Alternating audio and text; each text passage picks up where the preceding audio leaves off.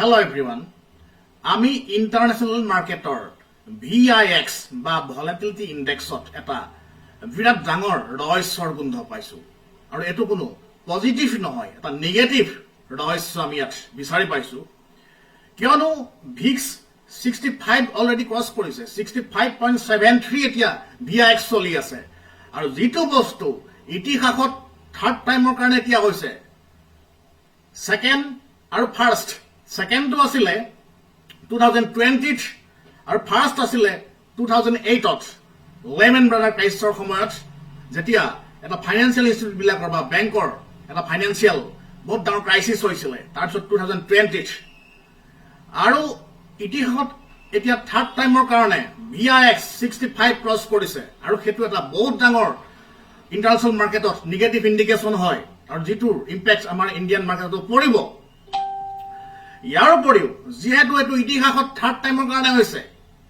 আগতে অনলি দুবাৰে হৈছিল এবাৰ লেমন ব্ৰাদাৰ ক্ৰাইছিছৰ সময়ত আৰু এবাৰ 2020ত ইয়াৰ উপৰিও ৱৰ্ল্ডৰ ফেমাছ শৰ্ট সেলাৰ কোম্পানী হিন্ডেনবাৰ্গে সেবিৰ চিফ মাধৱী বুছৰ ওপৰত যেটো এলিগেশ্যন আনিছে যে তেওঁ আৰু তেওঁৰ হাজবেণ্ডে বাহিৰত আদানীৰ শ্বেয়াৰ ইলিগেলি ডিলিং কৰা যেটো তেওঁলোকে এলিগেশ্যন আনিছে বা ইয়াৰ ওপৰত তেওঁ বহুত এলিগেশ্যন আনিছে হিন্ডেনবাৰ্গে আৰু কৈছে যে সেই কাৰণে যেহেতু আদানীৰ লগত তেওঁলোকৰ পাৰ্সোনেল ৰিলেশন আছে আৰু সেই কাৰণে আজি 18 মন্থৰ পিছত আদানীৰ ওপৰত কোনো এনকুৱাৰী নহল গতিকে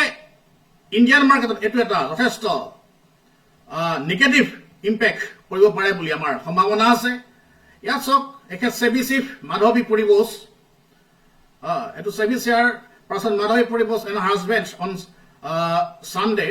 dismissed allegation made by US short seller Hindenburg Research and claimed the couple held stakes of offshore entity of connected to Adani Group. তেওঁলোকে সেই বস্তুটা বহুত ডাঙৰ এলিগেশ্যন আনিছে আৰু এই বস্তুটোৰ কাৰণে আমাৰ ইণ্ডিয়ান মাৰ্কেটটো এটা আমাৰ যেটো ডমেষ্টিক মাৰ্কেট আছে সেইটো এটা যথেষ্ট নেগেটিভ ইম্পেক্ট পৰিব বুলি আমি আশা কৰিছো ইয়াৰ উপৰিও যেটো ইন্টাৰনেশ্যনেল ভিক্সৰ কথা আছে আজি থাৰ্ড টাইমৰ কাৰণে ইতিহাসত এটা হাই বনাইছে গতিকে এটো এটা মাৰ্কেটত নেগেটিভ ইম্পেক্ট পৰিব সেই কাৰণে আমি কৈছো মাৰ্কেটত বহুত ডাঙৰ ৰহস্যৰ গোন্ধ পাইছো গতিকে এই বস্তুবিলাক আৰু যে মাৰ্কেট এটা সাংঘাতিক হাইট অলৰেডি গুছি গৈছে আৰু মাৰ্কেটটো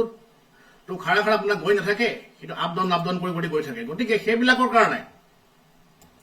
আৰু মই এটা ক'ব বিচাৰিছো যে আপোনালোকে এতিয়া এই টাইমটোত ঘপককে ইনভেস্ট কৰি নিদিব মাৰ্কেটৰ যেটো হলসেল আছে মাৰ্কেটটো কি হ'ব পাৰে কি নহ'ব পাৰে সেই বস্তুটো ভালকে আপোনালোকে চাই ল'ব তাৰ পিছতে যাতে আপোনালোকে ইনভেস্ট কৰে আজি এইখিনিয়ে ক'লো মই আকৌ আহিম